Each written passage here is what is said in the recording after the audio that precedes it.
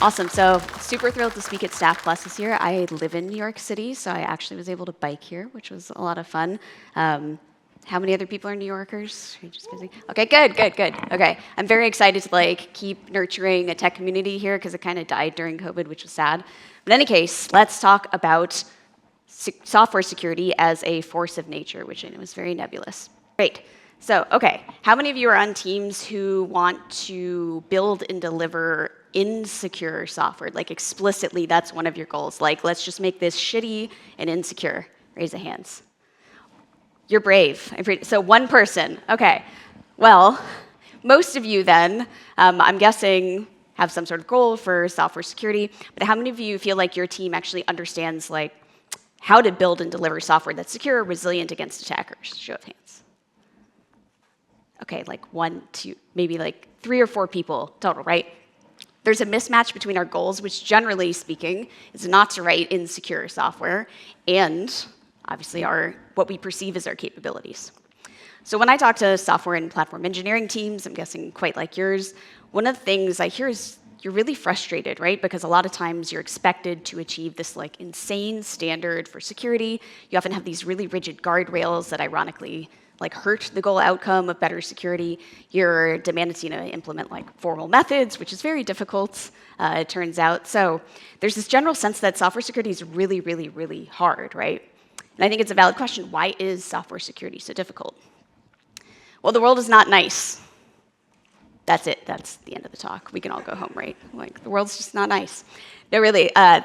Obviously, just kidding. But Richard Cook, who's a scholar in safety science, actually listed this as the first reason in his talk on system safety, why is it so difficult? Applies to really any complex system domain that's maintained by humans, software included.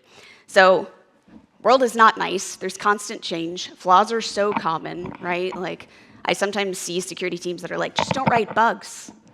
We're going to fix security by just not writing bugs, right? How hard could it be? Obviously, that's not true. There's continuous maintenance. Procedures don't match conditions. I'm sure some of you, again, the don't write bugs policy, you've seen security policies that are based on this fantasy version of how your workflow actually works, and you can't actually implement in practice. Production pressures are also imbalanced, especially right now. You all are expected to do way more while the organization is cutting costs. It's not ideal. And finally, new hazards are appearing all the time, right? Whether that's a new attack path, whether that is a new exploitation method. Obviously, there are esoteric performance failures as well. So traditional software security, which I not so lovingly called cyber orthodoxy, assumes that the world is nice, right? That it's this closed and linear world that doesn't exist in reality. And that's part of the reason why that traditional cybersecurity, that cyber orthodoxy fails. Because cyber orthodoxy believes that we can prevent failure, which is impossible. The world is not nice, so you can't do that. But because it believes the world is nice, it blames generally you all, developers, software engineers, because the world is nice. It's clearly the humans that are messing up the world. You're spoiling it. That's obviously not true. You don't know that because most of you aren't trying to write insecure software. But that's why they blame human error all the time, and they don't look into design issues. They don't have lovely postmortems, right? It also envisions, because Mark talked about, they think that you can basically summarize the security of individual components, and that adds up to the total system security, which also just makes no sense in any complex system. So none of that really works to make real software actually resilient to real attacks. The question is, if the world is not nice, what do instead, right? World not nice, what do? Biological life, which I view as this especially beautiful, complex system of complex systems, it's all nested. Life found a way to have this kind of emergent resilience, right? It found a way to thrive despite the presence of things like predators and other stressors. So I think maybe we can learn something from those emergent strategies we see in nature and apply that to software. So we can start with a fundamental truth about nature, which is that in nature, organisms don't thrive by creating a giant risk register, right? Hopefully none of you have to deal with that. Given the laughs, probably you do. Obviously, nature doesn't try to prevent failure from happening because, again, that's impossible. Organisms thrive by preparing for failure, recovering from it, and adapting as the world changes around them. Even though it's continually not nice, it just changes in different ways. We refer to this strategy as resilience in the ecological sense. So maybe we can harness nature and that resilience-based strategy to improve our software security strategies. Nature really isn't such a far-fetched source of inspiration for software security because we often forget that the software security problem is really more about biology than bits, because like it's human attackers, we're humans. Like yes, we build these shiny things that operate in a cool like silicon savannah, but ultimately like it's one human against another, and it's a very like spy versus spy kind of vibe if you're familiar with that. The point of our software obviously isn't to be prey, right? Like we're building like a patient portal, or we're trying to trade like stonks, whatever you're building your software for. It's not so attackers can attack it, right? So we have to be mindful of that, and that's just like in nature, like no organism exists just to be consumed. And this is really similar, again, to what we see in nature, which is that organisms, again, seek to thrive despite the presence of attackers, or predators, as we normally call them.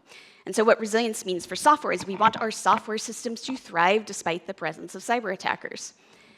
Defensive adaptations, it's worth noting, in nature emerge from successful outcomes. It's a very outcomes versus outputs, because like, if you get eaten, whatever strategy you had wasn't really viable. So that's how these strategies emerge. So outcomes are all that matters, unfruitful effort dies off.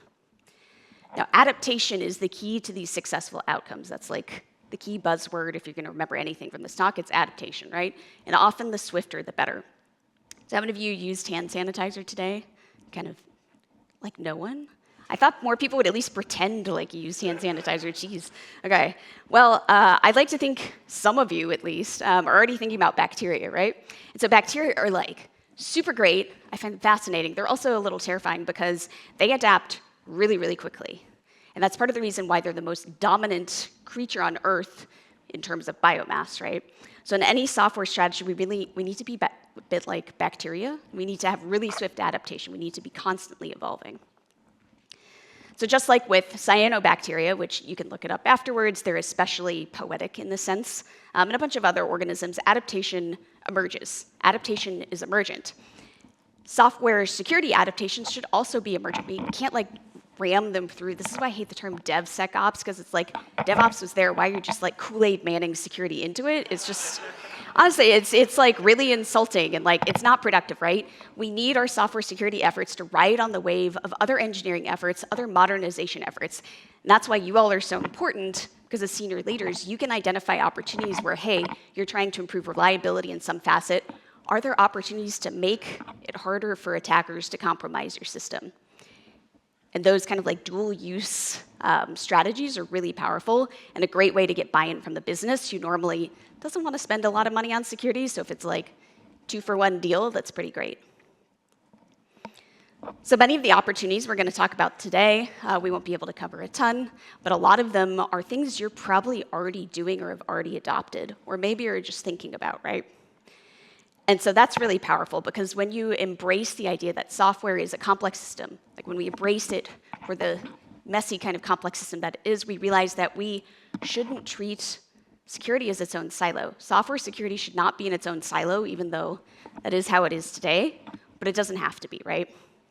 So I think it's worth starting with how we can kind of explore and extend those like existing practices and patterns. So you can actually leave today with, hey, maybe I can try this at home, right?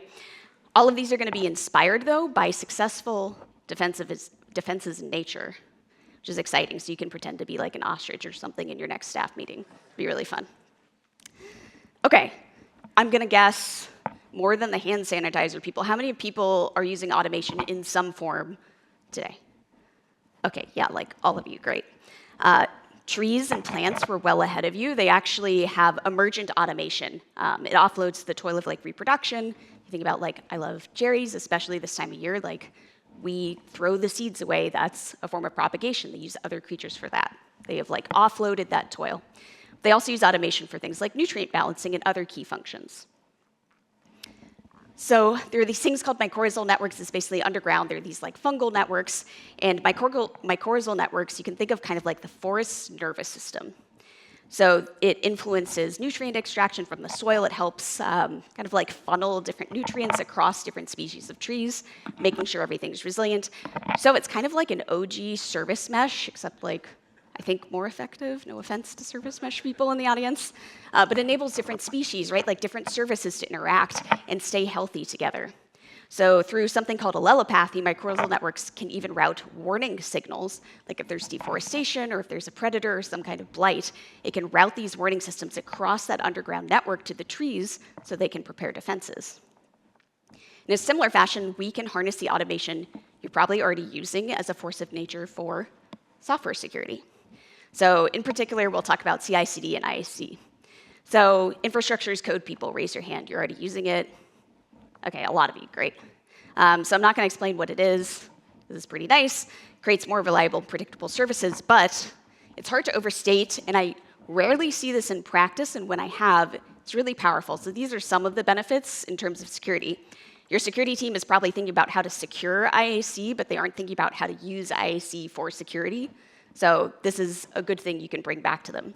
So faster incident response, minimize misconfigurations, faster patching and security changes, minimizing environmental drift, that's a really big one, catching vulnerable configurations, and also stronger change control. All of those things, like even the NSA has talked about how misconfigurations are like one of the top vulnerabilities attackers exploit. So CI/CD pipelines, how many have those? Okay, I don't have to explain those either, great. So it saves us from the scourge of manual deploys, right? But I think the powerful thing with CI/CD is it helps us enforce invariance. Like allows us to achieve whatever properties we want every time we like build, deploy, and deliver our software. And we can encode security invariance using CI/CD, which is really powerful for resilience. So things like services must communicate over TLS and validate remote certificates. Or only images built by our CI/CD cluster can run on the production Kubernetes cluster. But there's also way more beyond just automation, though those are kind of the like places I would suggest starting. It's easy to get organizational buy-in for those. So backups and caching. Those also mimic some of the things we see in nature, right? So like, I'm guessing all of you know what this creature, this beautiful, majestic creature is. The Europeans know that this is their special version of the squirrel. They get like the cool ear tufts and stuff. I think it's really cool. So when squirrels hoard like a trove of nuts in a tree, they actually create buffers to help them be more resilient to all sorts of seasonal disruptions to food, right? So I think we can think of them as going nuts for looser coupling. I'll be around all night, folks. Okay, I'm all about the dad jokes. Okay, so we can apply the same kind of like squirrel-like strategy to software security, especially weirdly around availability failures. So layer 7 DDoS attacks, I'm not gonna show a raise of hands because like probably don't want to admit that. I know a lot of organizations are getting crushed by them right now. One way to become more resilient to those attacks is by caching more content. I see a lot of people looking for security-specific solutions, but really caching can actually help with that, right? And you probably already use caching for performance reasons. Obviously, I work at Fastly. I'm pretty aware of a lot of those reasons. But there's a security value prop there too, right? The same goes for like backups and failover in terms of like protecting against DOS. Anything really to help us like minimize the impact and recover faster. It doesn't matter if it has like security in the name or if it's not in like the RSA vendor hall. Whatever's going to help us is what matters, right? Because again, outcomes are all that matter. So automation, caching, backups, there's cooler stuff we can get into. So I think those are some of the more like obvious defensive strategies we can copy from nature. But I think there are other cool like ways we can mimic natural defenses, starting with our little friends, lizards, iguanas, axolotls, and geckos. They all regenerate limbs if they lose a body part. Like they'll literally amputate their own tail and it'll even like wriggle around a bit. It's kind of disgusting, but that will distract the predator and then they can like escape, right? That's known as caudal autotomy. So amputating a limb, I think, is like a form of isolation, right? And when we think about software, immutability is an amputation-like strategy that makes systems safer, basically to like yeet out of production if we need it, right? Like we just kill it, toss it, regenerate a new one, right? That helps reduce cleanup. I think it's a form specifically of temporal isolation, basically between like different deployments of the system. So basically after you deploy something, like you can't change it. That really sucks for attackers. They want to be able to change it, so you make them sad, and that's really good for us. And this amputation approach, and I think that temporal isolation more generally, also applies to IAM, which I actually think IAM is like the final boss of anything security. It's just like really cumbersome and unwieldy. But time-based access tokens are a really powerful thing to help with that. That's a form of temporal isolation, really frustrating for attackers. So even if they steal like your credentials, it's only going to be short-lived and for like a specifically defined role. Highly recommend checking out Segment IO's blog post on their time-based access service to get into like how they do it, because they have like a pull request kind of model where a peer reviews like what access you get. It's like really fancy and great. That, I think, is really just also scratching the surface of the potential of isolation and how powerful it is for software security. Again, like memory-safe languages, it's going to take a long time for us, if we wanted to get all of the C and C++ code out of existence, right? We need things like isolation to help us. And life quite literally emerged due to isolation. Like all life relies on a membrane that partially separates an organism from its environment. So isolation ideally represents a barrier that like lets good things in, keeps bad things out, right? And it reduces the contagion effect, which is like really pernicious, where basically failure of one component cascades to everything else. Really, really bad. In nature, what we see is that this isolation is layered. It exists both in the micro and the macro. So I like to think like, well before we conceived the transistor, nature actually architected nested isolation before us. We've observed isolation across literally every scale of biology, like proteins, genes, cells, organs, ecosystems, planets, the universe. It's all modular. There's isolation everywhere. That's why it needs to be the cornerstone of our security strategy, because everything that's around us depends on it. And to zoom out more generally from isolation, it's modularity. Modularity is a system property that reflects basically the degree to which system components, which are usually densely connected in a network, can be decoupled into separate clusters. More precise definition is modularity reflects like a system property that allows like functionally or structurally distinct parts to retain autonomy during stress, and also allows for easier recovery from loss. Humans have actually harnessed modularity for thousands of years, like ancient Palestine, which this beautiful JPEG from UNESCO, they haven't learned about like high resolution images, but this is like the relics of those modular terraces where they would grow like olive trees and grapevines and other produce to foster agricultural resilience in terms of like weather patterns and all that stuff. And also like, it's not unlike the modular architectures we have for like, again, different systems, even like the 3-field crop rotation system, that's kind of like load balancing to make sure there's like good resource allocation. It's in our nature, frankly, to harness things like modularity. So I think we need to treat modular and isolation similarly for software. Like it is essential, right? Modular architectures are just so effective at reducing the impact of security incidents and frustrating attackers. It keeps us more adaptable, and the key thing is, again, it nurtures resilience against attacks and performance failures. You're getting that like 2-for-1 deal. And it's also not a new fancy thing. At least when I talk to engineers, I think we often overlook kind of isolation as the background enabler of our whole lives as engineers. Debuggers, right? That relies on process isolation, or like the whole Git branch workflow, that's isolation as well. Cloud anything. That if you work at like a cloud computing company, like all of that, anything multi-tenancy, that depends on isolation and modularity as well. Kind of with that idea of that it's invisible, it's just working for us, even if we don't realize it, that's kind of a key thesis too, is that we want to make security as invisible as possible, right? We want it to be as part of our natural patterns and our natural workflows as engineers. How many of you are on platform engineering teams specifically? Okay, a good number of you. I think regardless, but especially the platform engineering people, like you have an opportunity to make security invisible for the app dev teams, right? To build services just like you do already to make sure they don't have to worry about reliability headaches. You can do that for security headaches too. So paved paths, paved roads, whatever you want to call it, standardization in general, nature is aligned with this as well. Like nature is all about like a known safe pattern, and in nature we don't see anything recreating like different components from scratch, right? Think about elements, DNA, water. They're these kind of standardized components that are modular in nature, especially gene systems. They don't write new genes from scratch. They just like assemble the modules in different ways. So in software, we can standardize middleware like authentication and other kind of like fiddly things. This is actually, as a slight tangent, why open source software, speaking of the White House and the government, they have a bit of a like axe to grind with open source software, because they're like, you're the reason why software security is so terrible, because it's, negligent maintainers.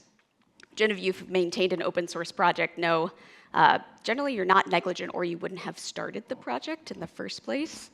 And it also ignores like the legions of C code where everybody's trying to cut and all of that aside, open source security or open source software is so good for resilience against attacks because of all the things we're talking about, right? It's both at the micro and macro levels because it means organizations don't have to build all that tricky stuff from scratch.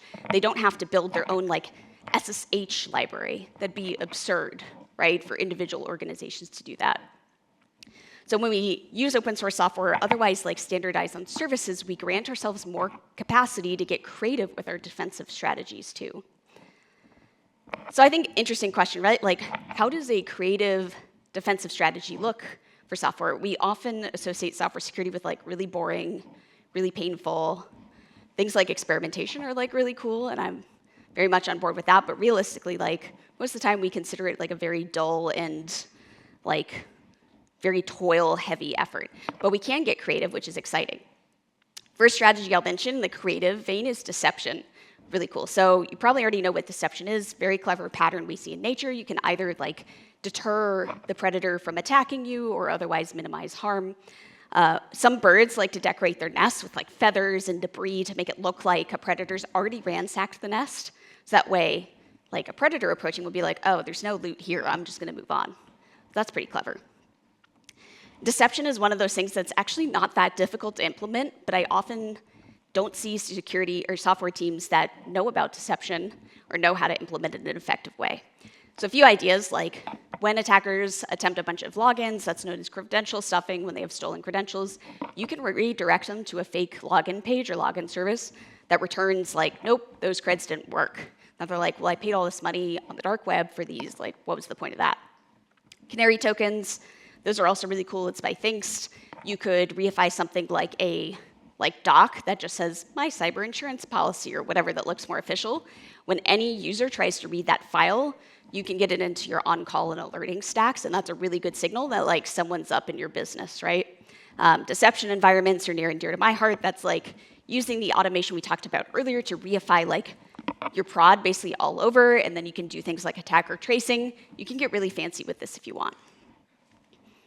So deception is an action that prey, which unfortunately is often us, can take. There are also inherent properties that help us be resilient against predators, namely stamina and agility.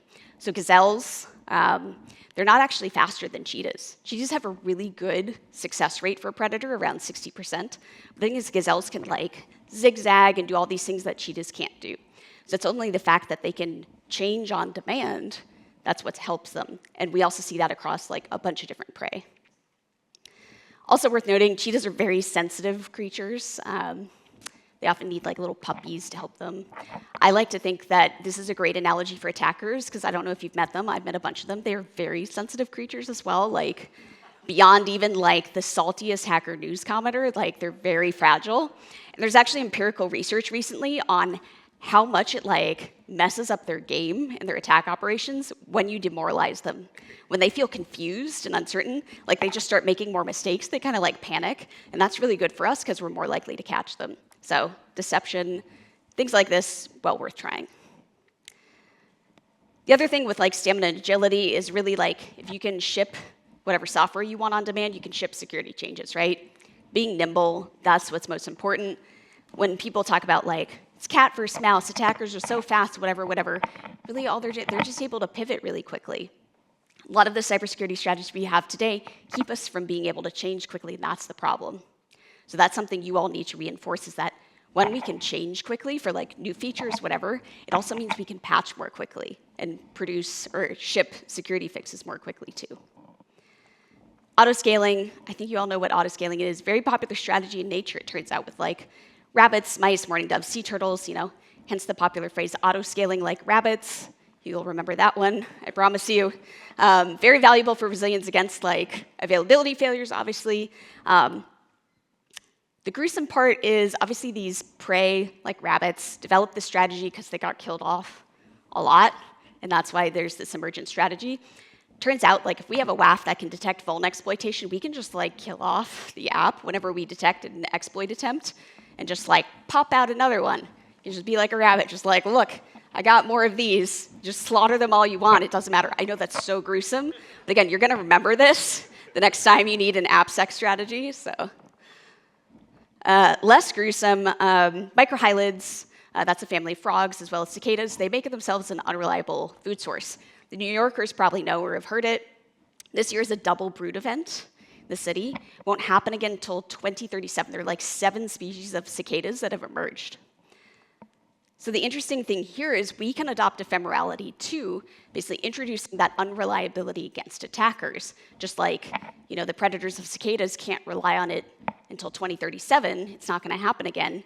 We can use like ephemeral infrastructure like serverless functions, and the attacker has to like recompromise. It's really, really tedious.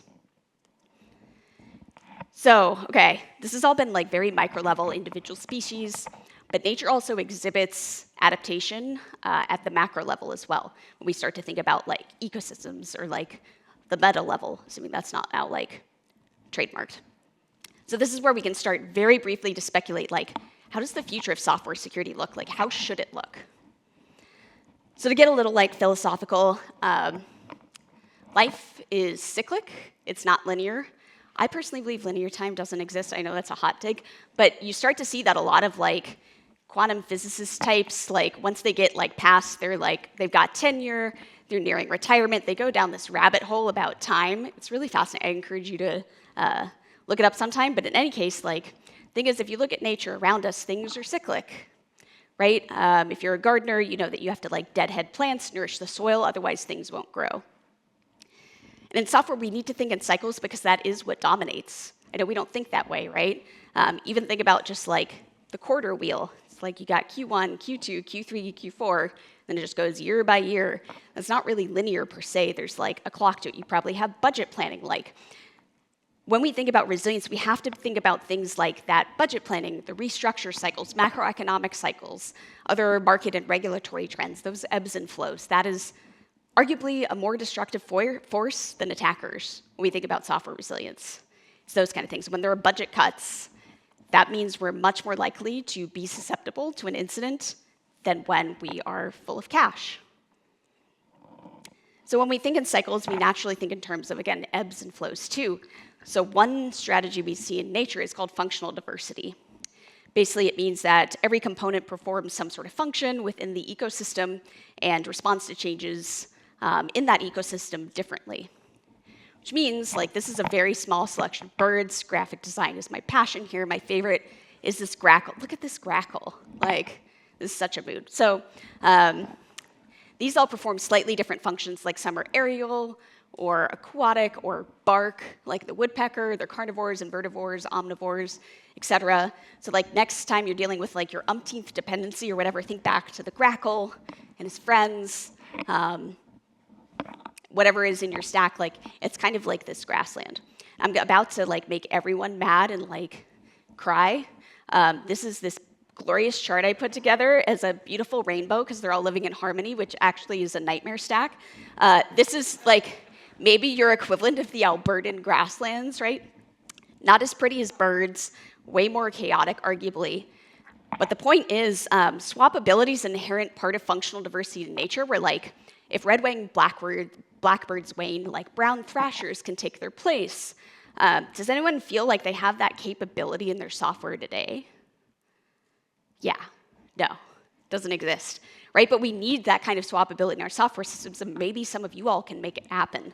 Like imagine we could swap out components the next time there's like a log4 shell. We can swap it out for another logging library. What if we can do that across like polyglot components as well, right? Right now we can kind of do this through fast, easy change paths, but like this would be a game changer in terms of our ability to adapt to the unknown, to attacks, to really everything. Functional regularity is another element of functional diversity, so it's basically anything that's present in our systems needs like a clear purpose. Like the golden eagle is an aerial carnivore. So probably one of the most important things you could do to influence a better world is applying functional regularity to data. I know AI is the hype.